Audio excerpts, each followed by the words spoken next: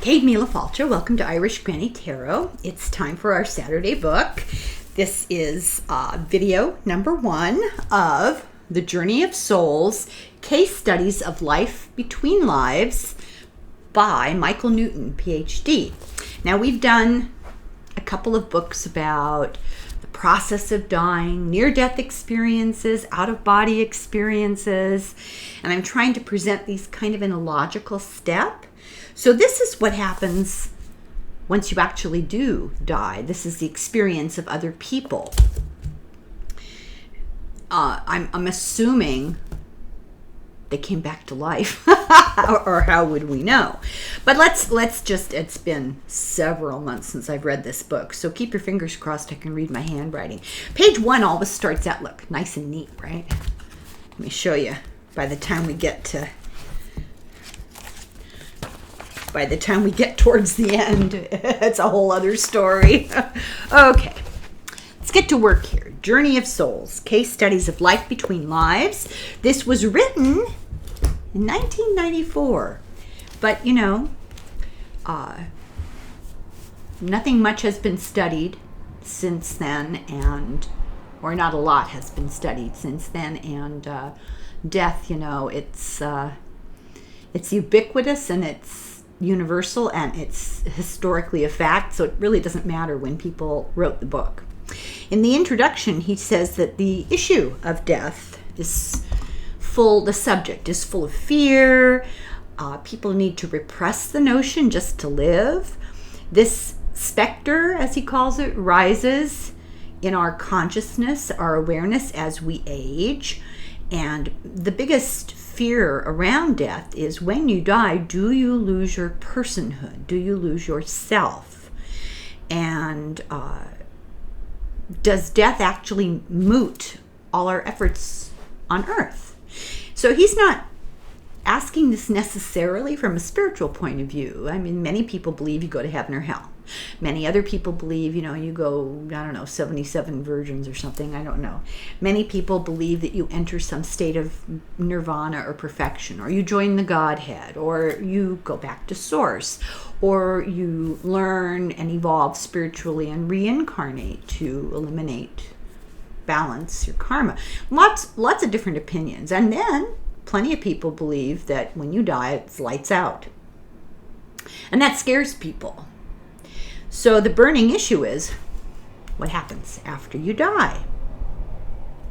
So this is interesting. He's not necessarily a religious person, but over the years, he came to a few conclusions after talking to people.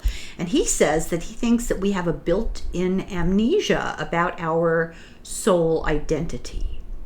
That this identity is the soul and the brain working together to give us consciousness. And when the brain's gone, the soul is still there. So this book is full of case histories. He did hypnotherapy, as many of the authors of books we've done before have done. He did hypnotherapy that explores the time between lives. And he said that he started out a real skeptic, a behavior modification psychologist. And what he usually did in his practice was regress people to a childhood trauma to try to deal with their present day issues, because you carry that with you. And he believed that anything else that a hypnotherapist did was completely unorthodox, until he had a patient that he had to regress for pain management. And this person had pain in his right side, so they underwent the usual process of going into a trance. And he said to the patient to go to a point in his regression where this was at the worst, this pain was the worst, trying to discover the source of the pain and then eliminate it. Now, needless to say, this was a last-ditch effort. This guy had been to every doctor in the book. So all of a sudden, this patient in trance tells him, oh, well, I have a bayonet in my side. I'm a soldier in World War I, and there's a bayonet in my side. And as soon as that acknowledgement occurred, the pain went away. So his patience and the success that he had in helping them address issues carried over from past lives, which was all new to him. He was a skeptic.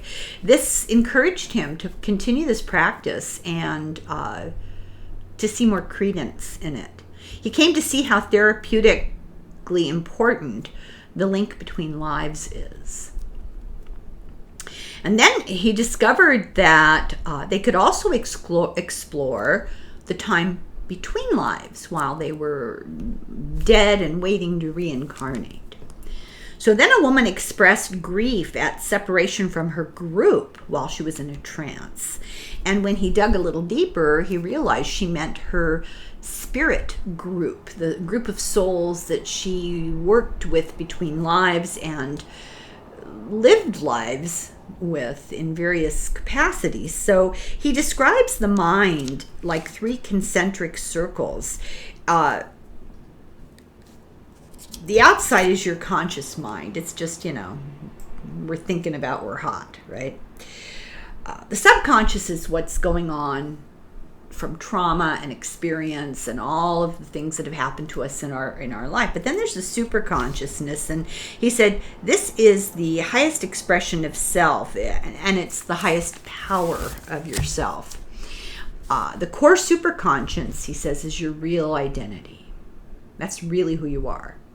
So he says you can call it whatever you want. You can call it your soul, you can call it your superconscious, your subconscious, he says, is memories of your past lives. Really, it's the traumas and experiences that you've undergone. And your consciousness is consciousness is your awareness, your wakefulness, what's going on around you. Hypnosis, he says, is not sleep and not unconsciousness, and it's not hallucination. They know what it's not. The subjects don't lie when they're hypnotized. They can misunderstand what they're seeing and they can misinterpret what they're going through, but they don't intentionally lie. And said he has found that people under hypnosis don't lie. He's fact-checked, and been really surprised.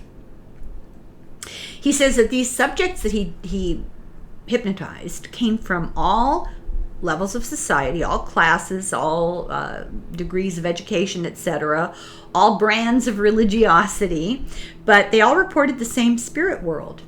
The differences were in the level of their soul development. So it didn't matter if they were Hindu, Pentecostal, atheist, none of that mattered. What mattered was what they would not have been able to identify necessarily in their living life, incarnate life, and that is the degree of development of their soul. That's the only thing that mattered.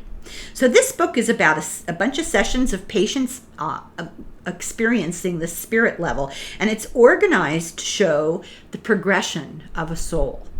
He does 29 cases, and he throws in facts from other cases that are not specifically included with the 29.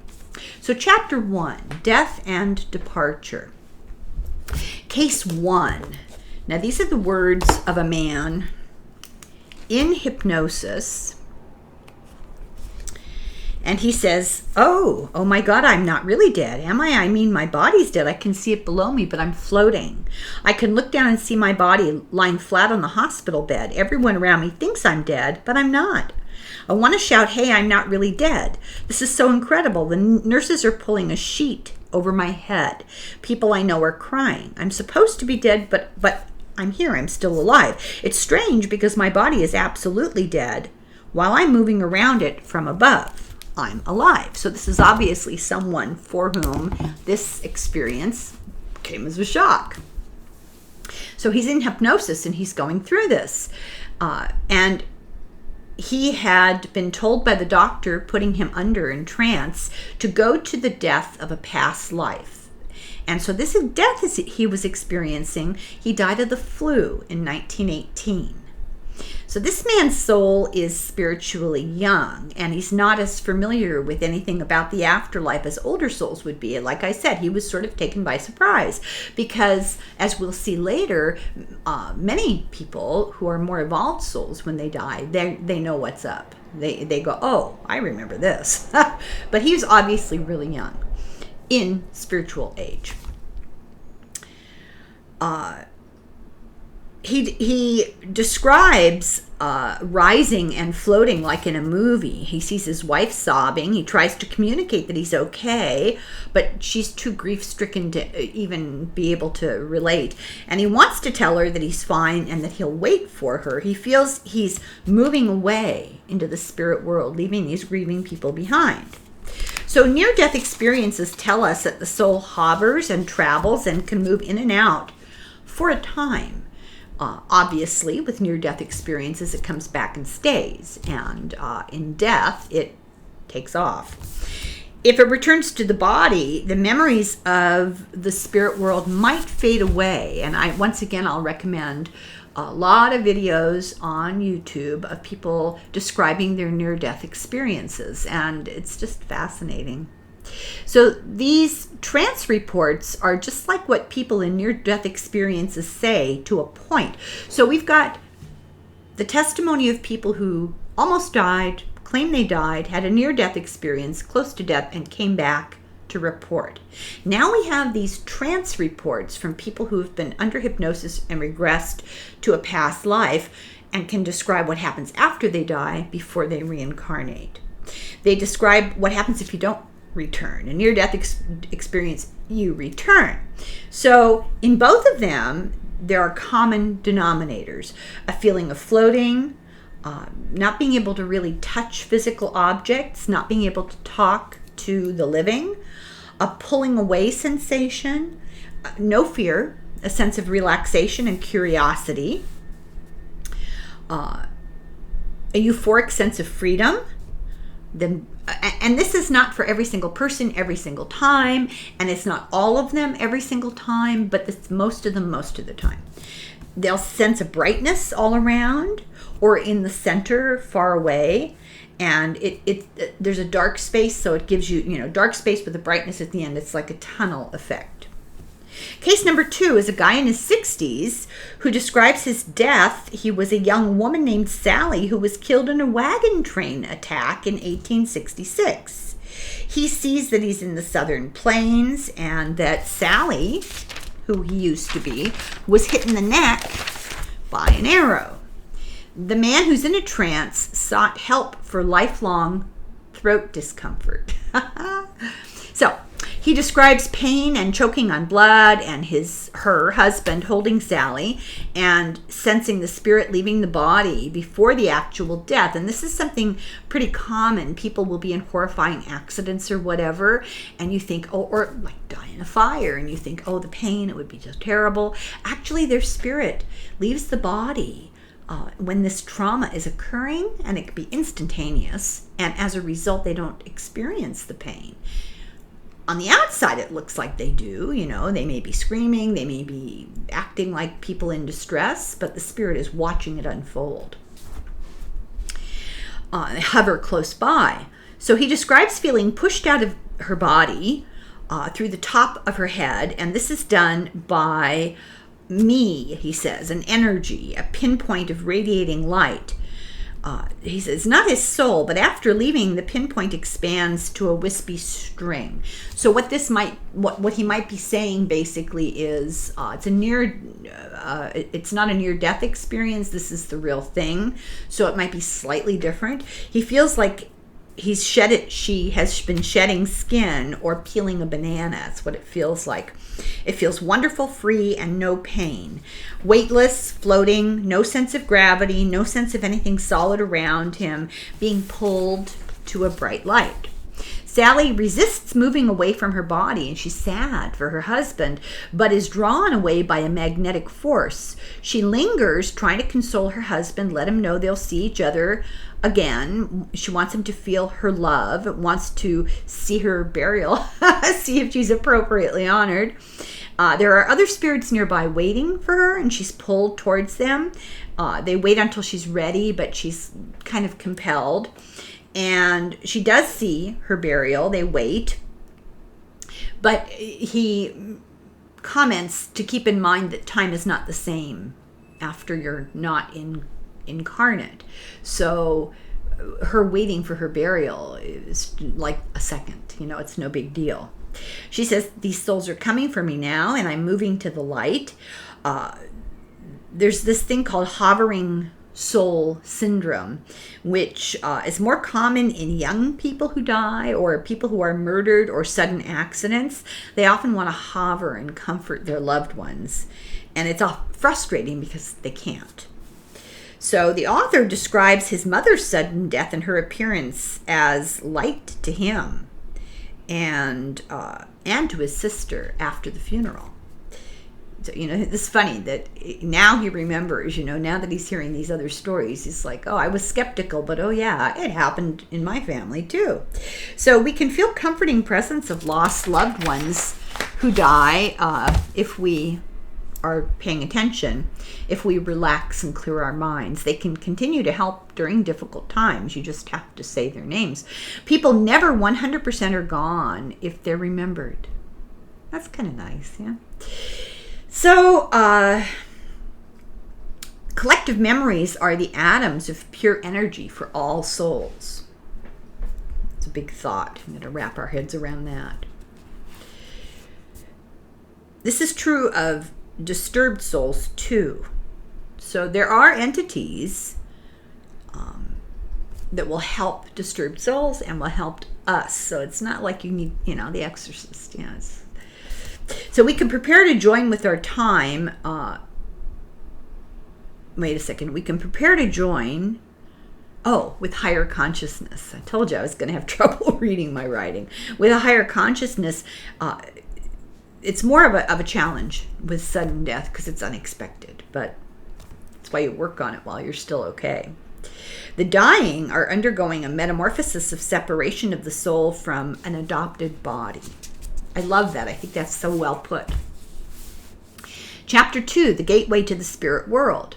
The Mesopotamians believed that souls could only reincarnate during the spring equinox through the sign of Gemini.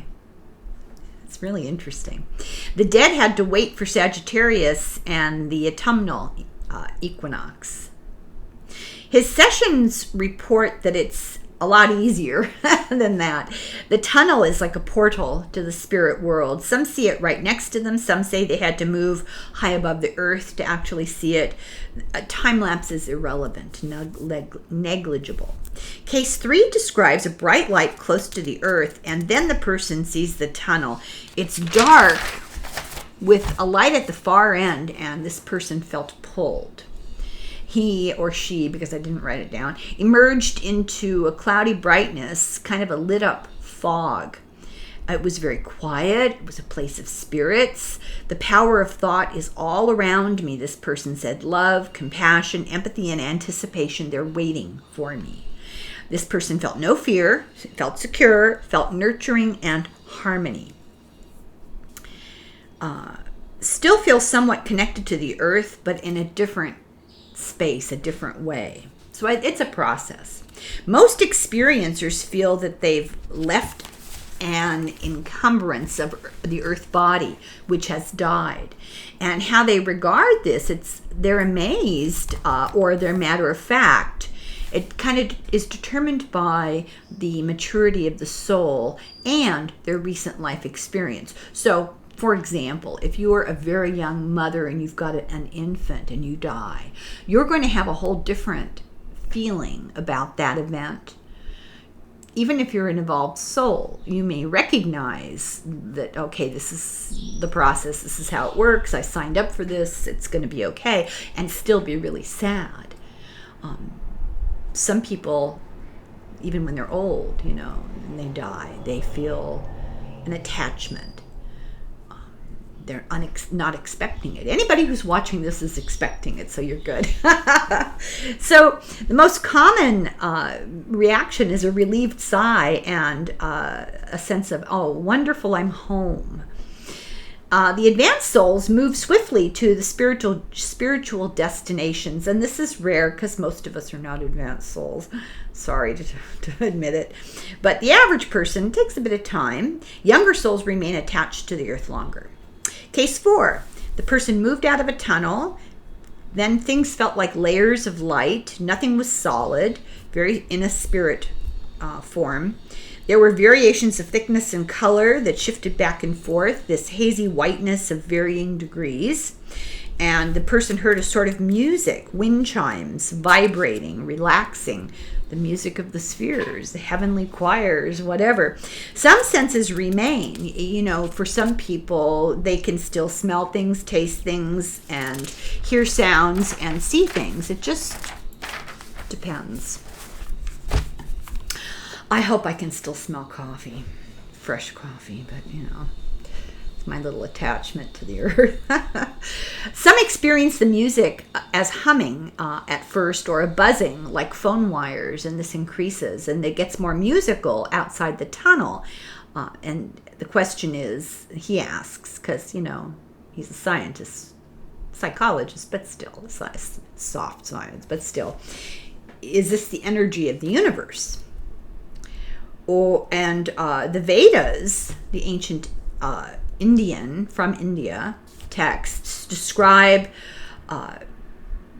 larger astral planes as a series of rising dimensions above the physical world. If you remember, we did a number of videos on the Hermetic philosophy, and they divide they've got it all worked out. They've got like the Google maps of the afterlife with the planes and the dimensions and what happens in each level.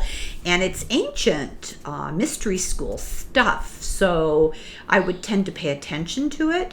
And they do talk in the same way, that there are rising dimensions above the physical world. Now, are we talking about physical altitude, or are we talking about vibratory levels, or what are we talking about?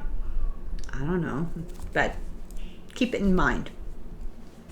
It all blends into the spiritual. It's less dense as you move farther from the earth, and that makes sense in a scientific way, because as matter becomes a higher vibration, it becomes less dense. Solids, the molecules are moving slower than if that same material were a liquid.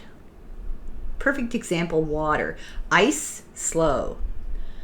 Liquid, same thing, water, but the molecules are moving faster.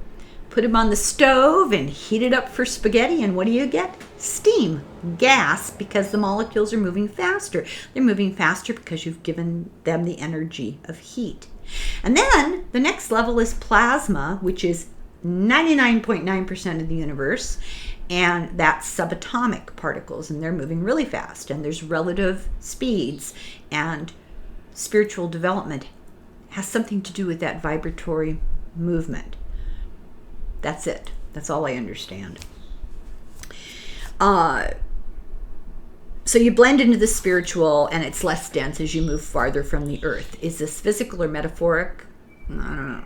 So case number 5 is a 36-year-old man who died of a heart attack on a Chicago street in 1902, and he left a wife and children, and they were very, very poor.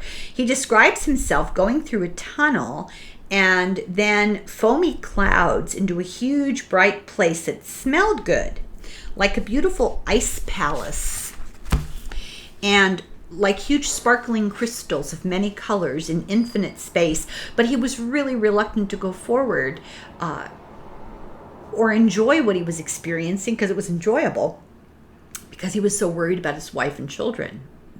He was met by a guide, and he expressed his concerns about his wife and family, and the guide told him that he had done a good job on Earth, and his life had run its intended course.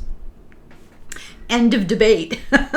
So he sees a future for his family, and they're doing all right, and he knows that he'll eventually be reunited with them, and he achieves a sense of peace.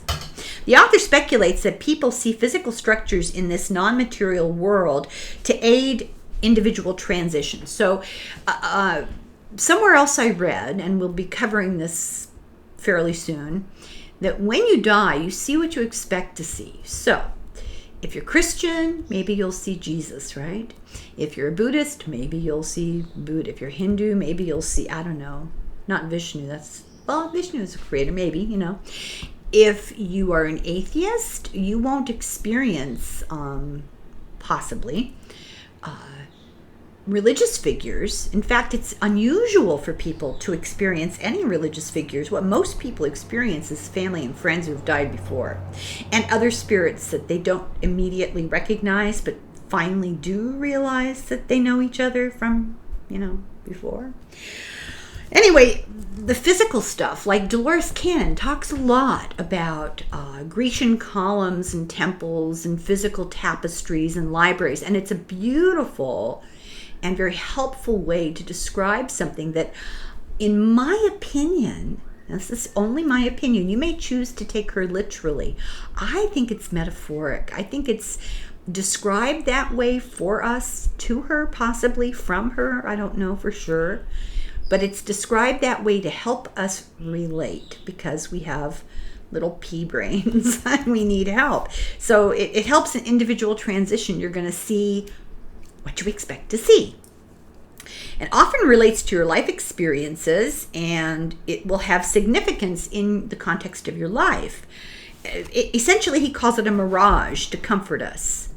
They're individual. Some people see fields of flowers, some see a castle, some see a rainbow, some see an ice palace. I had a patient who described going down the tunnel into a field of, I believe, lavender. She said it was a beautiful purple, good-smelling flower, but I was so young I wasn't paying attention. And she encountered grandparents or parents that had died. She was in her late 50s, had a heart attack. And she said, and then there was this young woman, and I didn't know who she was. Well, they resuscitated her, and she mentioned this to another relative, and the relative was a little bit uncomfortable and said, well, you were a twin. Your twin died at birth. An identical twin, so it's really mind-blowing. Anyway, as the spirit progresses, the experience becomes more uniform for everybody. So it starts out very individually, and then people begin to experience the same thing. Souls adjust to death based on the circumstance of the death, their attachment to life that was just ended, and to the level of their soul advancement. So there are variables. Young life endings, the soul may first express anger or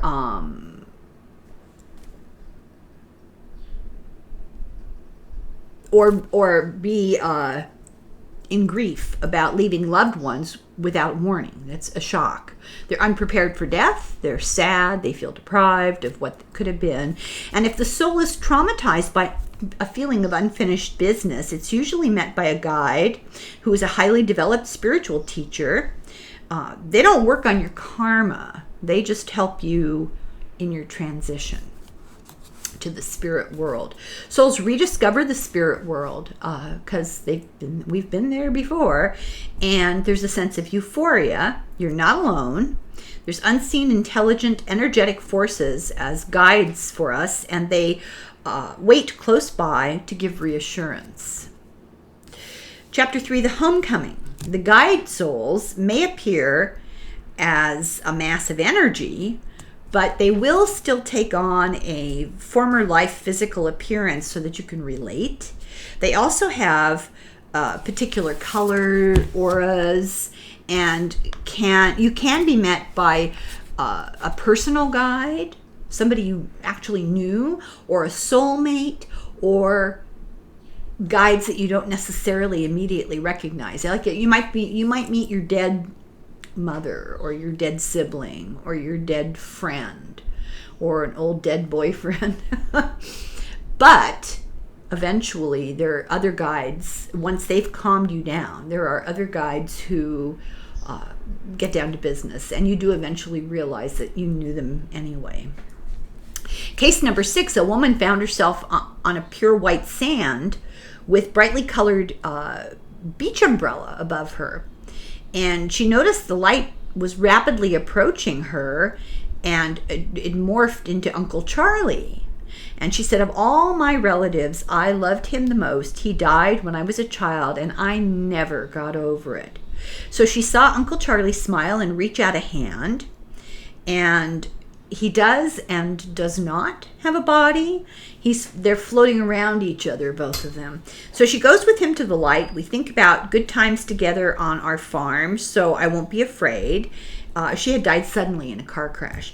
And at death, we can be apprehensive, especially if it's unexpected. We can be confused and apprehensive, but we're not alone, and aid is given, so there's nothing to fear about it. He takes her to a group that's waiting for her, and she realizes that we've been together before, and Uncle Charlie leaves. Important fact, important people to us are always able to greet us even if they're already reincarnated in a new body. Isn't that interesting? They are able to expand their essence to be in two places at once, and the book talks about that in much greater detail later. So we begin to remember and recognize the spirit world, the overwhelming impact of seeing people that we thought we'd never see again. Case number 7, the person feels warm and comforted, is not worried, there's a sense of well-being and floating, everything feels familiar. He senses the presence of people I knew on Earth, and they first appear as glowing blobs of energy, and they arrive at sort of they morph into a recognizable person. And he and they are drifting towards each other. They see them as half-formed at first, and then like from the waist up, kind of, and they're kind of transparent. And, oh, this is a woman, not a he. And they communicate to her telepathically and become eventually fully formed and recognizable people.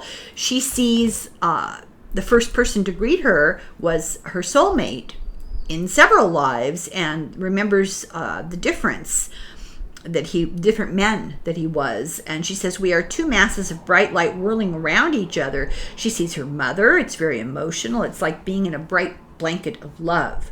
She sees her guide, who watched over her in all of her lives. Who meets us is not random. They know what we need. The number of greeters depends on your soul needs.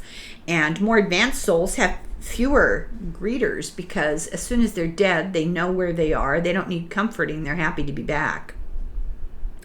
You're usually met by a principal entity and then others of decreasing influence. Usually they were relatives or close friends, people that you knew. These are very emotional meetings. They're a prelude to placement within a specific group of our soul maturity level.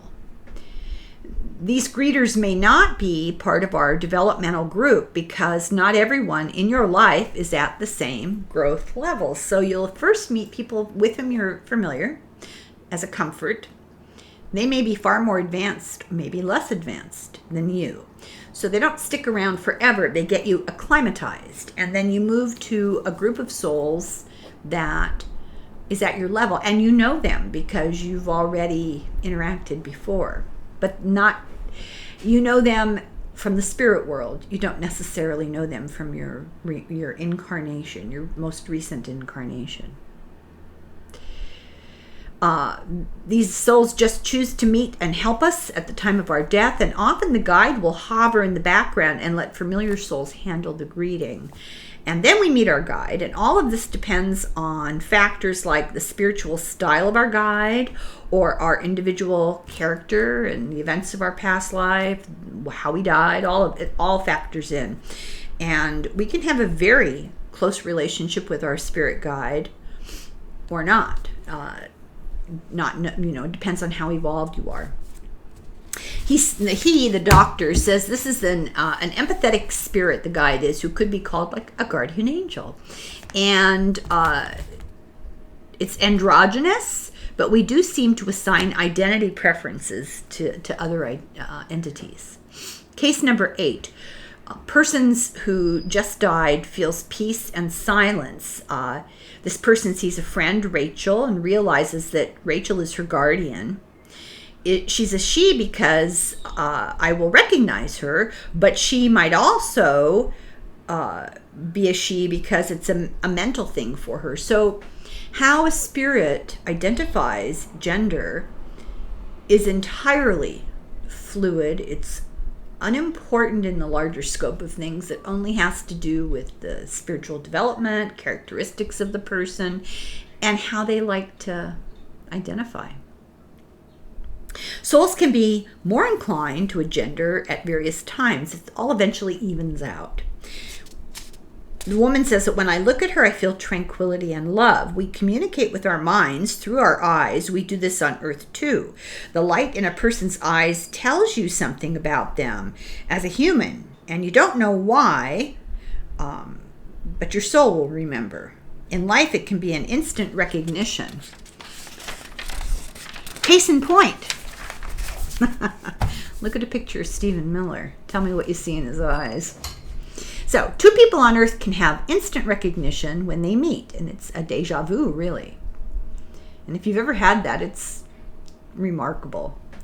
So, we would have recognized each other without associating the physical form. It's not about, like, this. We're seeing a familiar face puts you at ease, but you don't feel as lost and alone, but it's all about spirit recognition, really. Souls communicate telepathically, and they can have private communication without others by what they call touching communication. Their energy joins by electrical sound impulses. And in our next book, it talks quite a bit about this. It's fascinating, and it goes right into our book on plasma physics. Sorry to harp on it so much, but I'm just saying. So they can assume a physical appearance just by thinking of it. So recognition is based on feelings, not looking. We show each other what we want each other to see. Souls can show one set of appearances on I can't read that. Oh, they can show one set of appearances to one spirit and look completely different to you. If they're on their own turf as a soul, they'll look completely different than when they manifest for you.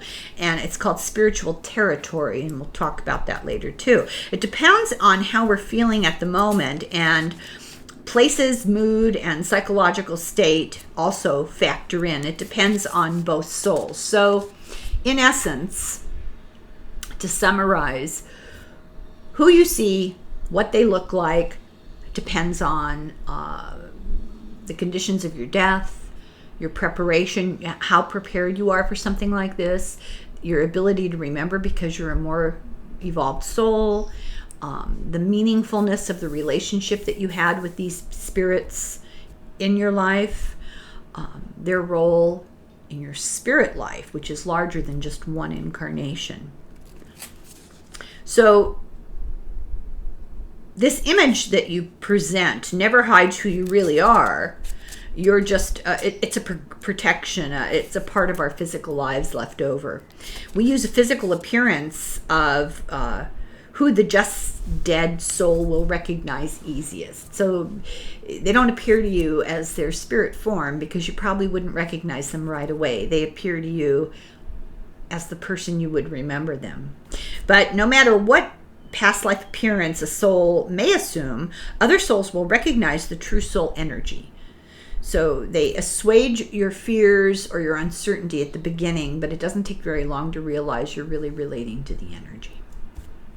We all really have only one identity, and we're seen as we truly are by the spirit world.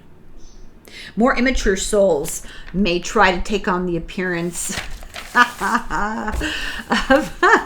of what they think they should look like. I'm just thinking, let's see. Do I want to look like Marilyn Monroe, or do I want to look like, I don't know, Elizabeth Taylor? I'm showing my age.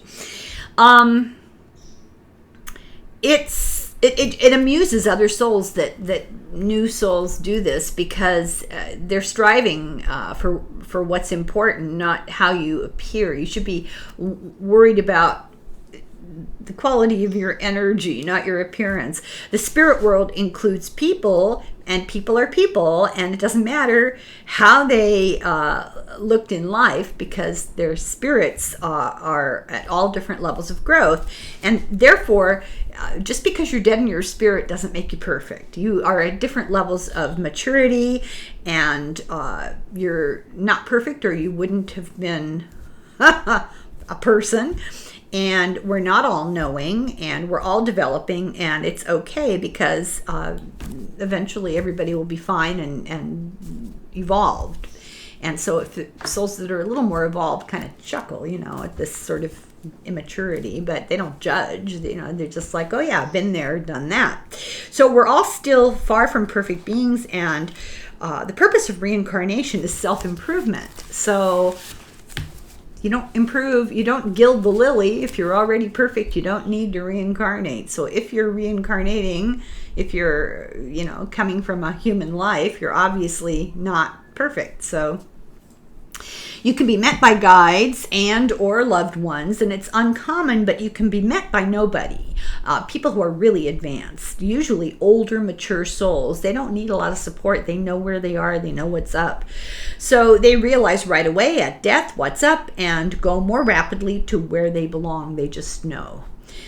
Case 9, this person had lived many lives over thousands of years. About 8 lives previously, he had stopped having people greet him. He didn't need it. At death, he said there's a great sense of release, and he shot up like a column of light. He says, I'm on my way, and he knew where he was going. I know the way. I'm in a hurry. I don't need to be met.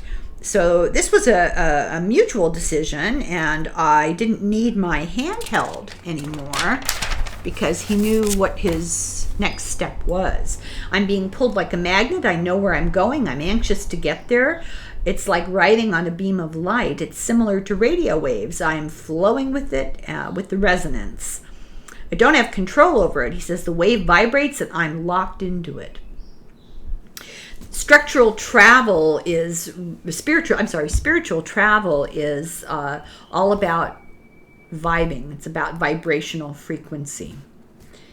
So he says, I'm on a beam that's my frequency. It's like a tonal pattern, and we generate energy, and we use these forces that are in our environment.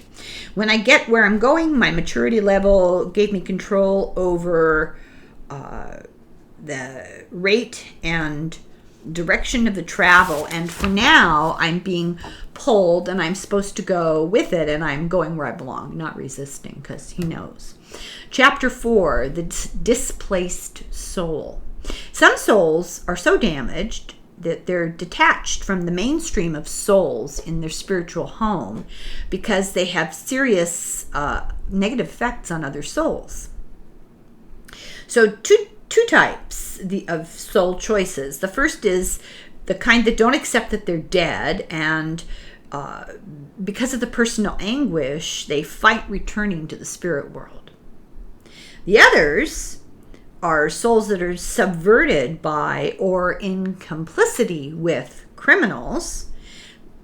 They have abnormalities, and the guides remove them from the common spirit world for a while. They're kind of placed in timeout to heal. It's not a judgment, it's not a punishment, it's sort of a stasis to heal. So in the first case, where they can't accept that they're dead, we call them ghosts, and they can have an unpleasant influence on us in the physical world. Sometimes they're falsely called demonic, and this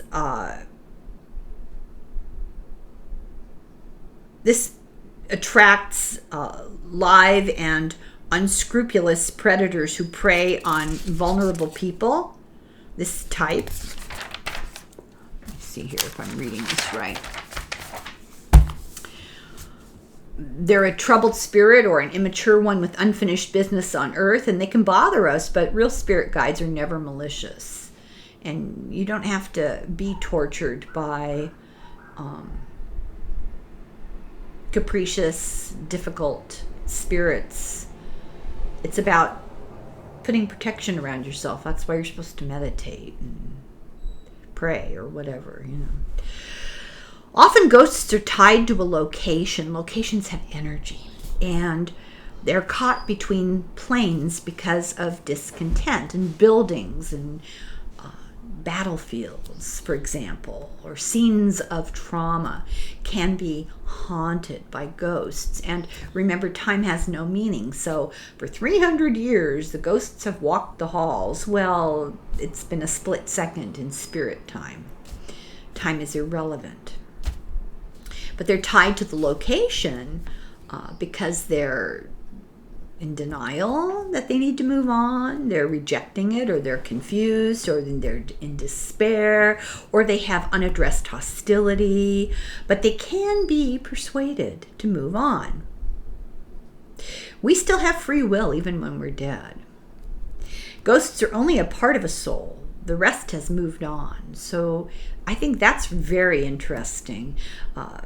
Better part of your soul goes about its business and leaves the trouble behind for a while. So when they're ready, they'll move on. The other kind are souls that have committed evil acts. I won't give you an example, but I'm sure we can all think of one. They're culpable when they're occupying a body with a criminal brain. So are they really responsible if their brain is criminal? Is the soul, mind, or the human ego responsible? Are they the same thing? This is the question that we're working with. There are mentally ill people who feel driven by opposing forces of good and evil, and they feel that they can't control them. The psychologist, believes that a human can negatively act on a soul. Well, yeah, that's called accumulating karma, right? So we use biology to express our eternal self. Our biology, our body, our physical presence is a tool to interact with the physical world. And our soul and our body do interact with each other.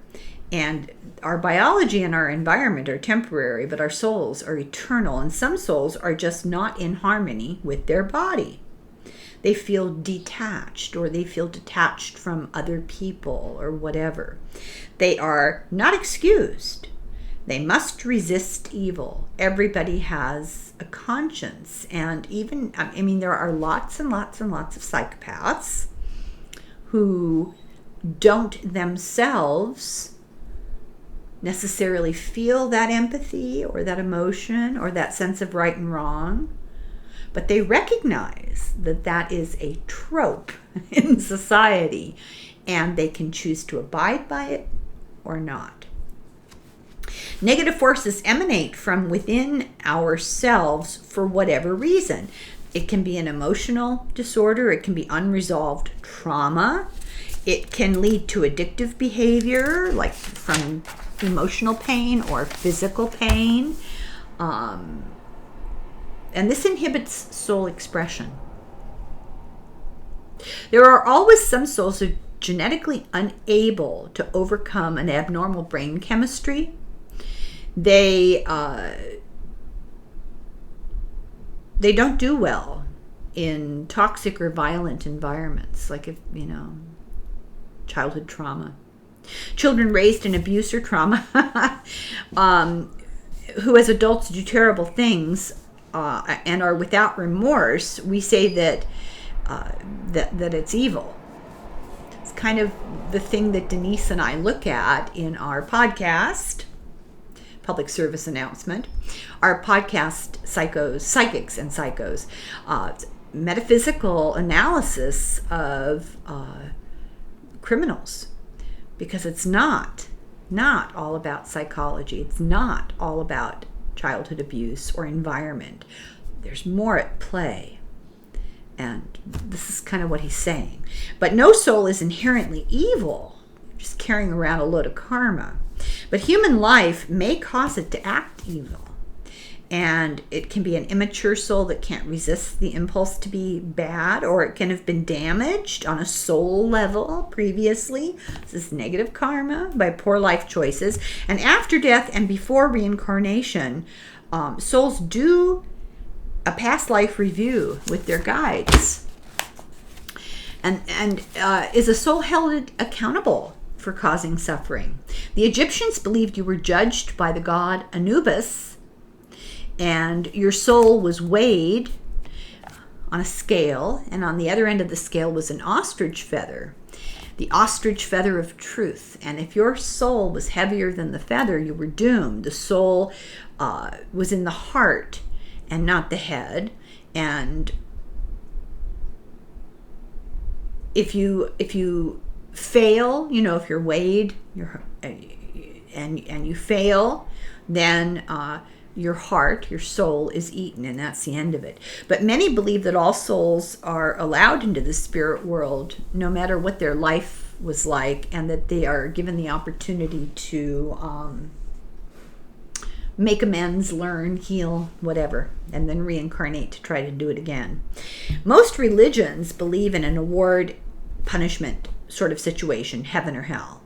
Some say bad souls are separated from God. Tibetan Bardo, there's a great book, Lincoln in the Bardo, and it's a novel about Lincoln after his child dies. It's a really good book. The Tibetan Bardo is the time between lives when our evil puts us in spiritual separation. It's a holding pattern. Purgatory, perhaps? Christians believe purgatory is a temporary state of punishment for minor sins. It's a place of atonement. You kind of work it off, It's a little bit like, community service or something. Souls with major sins are condemned to hell. The question he asks is, does a permanent hell exist? His work says no. He has never met anybody who went to a place of suffering forever. He said, we all go to the spirit world, and there's patience and love and acceptance. And however, some people are secluded in the spirit world because they're too weak to resist harmful behavior. They don't mix well with other souls. And especially awful ones experience a spiritual isolation. They're eventually placed together in their own group to do intensive learning, and they have close supervision. It's not punishment, it's for restructuring of self-awareness. What this is like depends on the wrongdoing. Some go back to earth to work it off by doing good in a new life. Case 10 talks of knowing a soul that did terrible damage to someone on earth, and after death, after death had a long period of private study for regeneration. At death, he went directly, without greeters, to a teacher to be alone and to learn. Then he was returned to earth as a woman, and he experienced cruelty and abuse. His choice to experience this, to gain an understanding of what he had done, to appreciate the damage that he'd done in previous lives because he had a lack of skill at the time in overcoming human failings. Negativity, which is unmanageable, a soul that will not learn, is reworked, not destroyed, it's remodeled. And he wasn't able to get a lot more information about that process. The price we pay for misdeeds involves the law of karma, and rewards involve the law of karma. If you did harm, you will set yourself up to be future victim, or to have to go through whatever it is and make a better choice next time. It's a cycle of justice. According to the Bhagavad Gita, it says souls of evil influence must redeem their virtue. Karma is the result of your good or bad deeds. It teaches us by restoring balance. Our future destiny is influenced by the past. Now, I know that Catholics are taught that if you commit not so awful things, not so bad sins, it's venial sins, stupid things. If you do something really terrible, it's mortal sin. And you have to confess that and be, I can't remember the word, forgiven, exonerated. in order to go to heaven if you die. And otherwise you go to hell if you have mortal sins. If you've got venial sins when you die, you go to purgatory and work it off. But grace is the equivalent of what I guess you would call good karma. Grace is the brownie points you earn for doing good things. I mean, that's kind of simplified, but not all that much. So our future destiny is influenced by the past. We can't escape it, especially if we've caused harm to others. Growth is learning that we have abilities to course correct in our lives. We must have the courage to make necessary changes, to conquer fear, to take the initiative and adjust our karmic patterns to new choices. We are our own most severe judge. It's not true you stand in front of the judge when you die. Karma is just and merciful. Negative souls who take many lives and learn slowly, they're not eliminated. We're assigned to Earth for the duration of the war. We get time and opportunity. Souls must continue to make the effort to change. So if you're willing to work and you don't have negative karma that remains attached to you, then you can move on. Strange dual nature exists between the soul and the body. The soul stamps the mind with its character, and the mind controls behavior that affects the soul. I think I'll stop here because it's the end of a chapter. It's a good place to stop. And we'll return for video number 2 in a moment. And I hope you're enjoying this. I am attempting to connect books in not chronological, but in logical sequence so that we talk about things that kind of build on each other. So this is, we've looked at near-death, we've looked at out-of-body experiences, we've looked at a lot of psychic stuff, and now we've looked at plasma physics because that's an important aspect of this. And now we're looking at that time period between lives. And we have more Dolores Cannon coming up, so never fear. A lot of her fans, really happy when I do her books. I have more coming up, but I wanted to sort of present these books in a logical sequence.